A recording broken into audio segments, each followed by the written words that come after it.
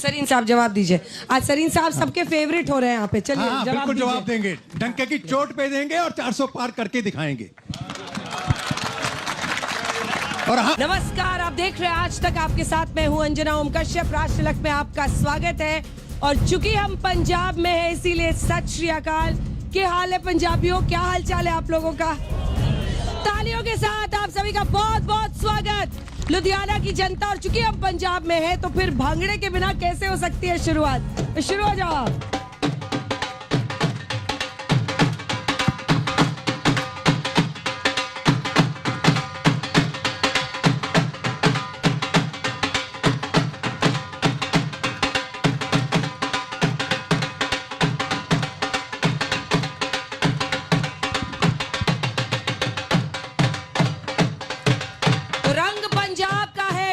पंजाब की है, समृद्धि की कहानी और दास्तां कहां पहुंची है, क्या कह रही है जनता, आज इन सब पर चर्चा करेंगे।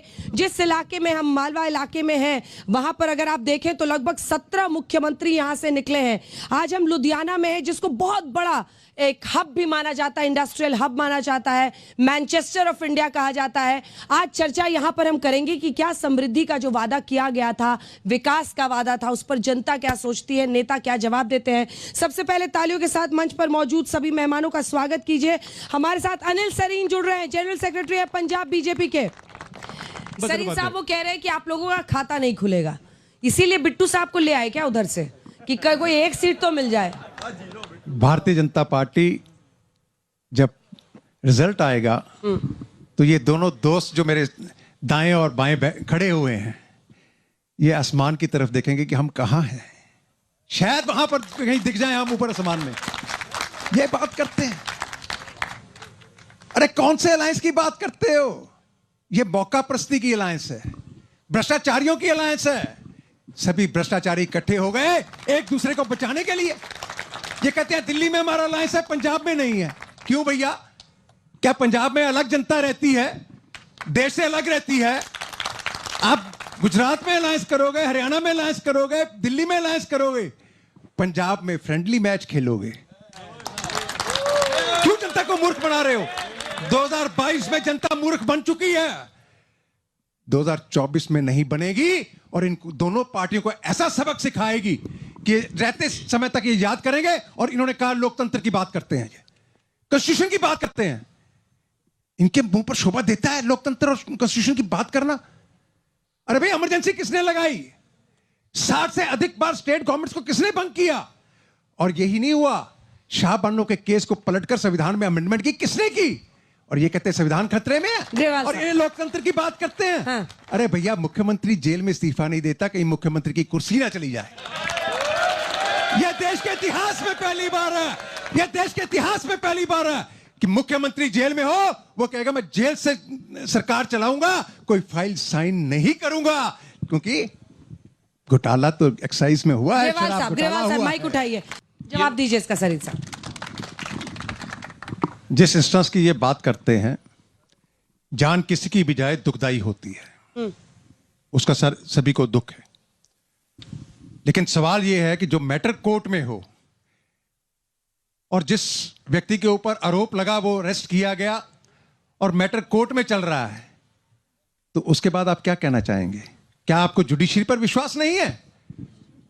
ये आप आरोप लगाने के अलावा कोई काम ही नहीं है इनके पास। आप मुझे बताइए, जो इशू कोर्ट में चल रहा हो क्या उसमें कोई सरकार दखल दे सकती है? कोई झूठ और फरेब की राजनीति छोड़ो यार आप वालों। मैं टिकट का भी बता देता हूं। जो कसूरवार ठहराया गया है वो एक लड़का ठहराया गया, उनके बाप नहीं है। क्या ये मुझे बताएंगे? क्या अगर किसी बेटे ने कोई कसूर किया हो तो क्या उसके परिवार को फांसी लगाओगे? ठीक है, अगला प्रश्न सरीन साहब जवाब दीजिए। आज सरीन साहब सबके फेवरेट हो रहे हैं यहाँ पे। चलिए बिल्कुल जवाब देंगे, डंके की चोट पे देंगे और 400 पार करके दिखाएंगे। और हम हर प्रश्न का उत्तर देने के लिए भी तैयार हैं। बताइए। ये आम आदमी पार्टी नहीं है जो 2 से 12% करके 6% का किकबैक लेगी। दिल्ली एक्साइज पॉलिसी सबके सामने है और आपका मुख्यमंत्री जेल में है। आप क्या बात करते हो? आप तो बोलने से शर्म करो। आपका मुख्यमंत्री जेल में बैठा है और आप प्रश्न कर रहे हो।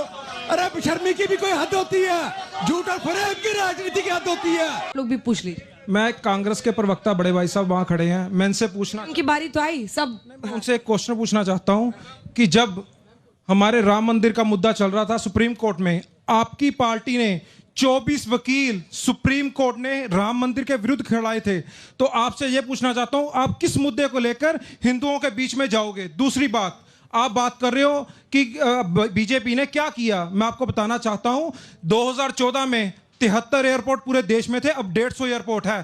पहले 5 शहरों में मेट्रो चलती थी, अब 22 शहरों में मेट्रो चलती है। पहले 5 देश में एम्स थे, अब 20 एम्स हैं। और इनको और जो महेश इंदर गरेवाल जी ने एक बात बोली कि आटा दाल स्कीम, मैं इनको बताना चाहता हूं आपकी सरकार, जब हमारा बीजेपी के साथ अलायंस था, आपकी सरकार मैनिफेस्टो लाई थी कि हम 2 रुपए किलो गेहूं देंगे। इस मुद्दे पे आपकी सरकार भाजपा की आई थी पंजाब में। कैश में 100 करोड़ कहां गया? छोटा जो कांग्रेस ने बोला, हाँ, जो कांग्रेस ने बोला भी इन्होंने कांग्रेस का कैंडिडेट लुधियाने में लगाया, तो इन्हों को लुधियाने में कैंडिडेट नहीं मिला, ये बाहर से क्यों लेके आए? मेरा जवाब ले लीजिए, मैं बताता हूँ। श्रोमणी अकाली दल तो अदृश्य हो चुका है। श्रोमणी अकाली दल 1.5 जल्दी सीट से पे, सर इंसाफ उनके करें। भाईवाल जो टाइम हैं खत्म वो हो गया, 2.5 टाइम सीट खत्म। पे। सिर्फ 2 लाइन, मेरे- सिर्फ 2 लाइन, मेरे भाई ने कहा सिर्फ 2 लाइन। कि भारतीय जनता पार्टी जो है वो मजदूर और किसानों और जाति की बात करते हैं। हाँ। अब आप मुझे बताइए, मूवमेंट रिजर्वेशन बिल कौन लेके आया? आप में तो इतनी हिम्मत नहीं हुई इतने साल, जब आपका 10 साल राज रहा, आप वुमेन रिजर्वेशन बिल ले आओ। भारतीय जनता पार्टी एक ऐसी एक पार्टी बार। है जिन्होंने 1/3 रिजर्वेशन का बिल पास ठीक है, मोदी इसी साहब ने के कुछ साथ नहीं मैं किया, आपको 10 साल में। बहुत बहुत धन्यवाद। शो का टाइम खत्म हो चुका है, अब नहीं ले पाएंगे सर, अब नहीं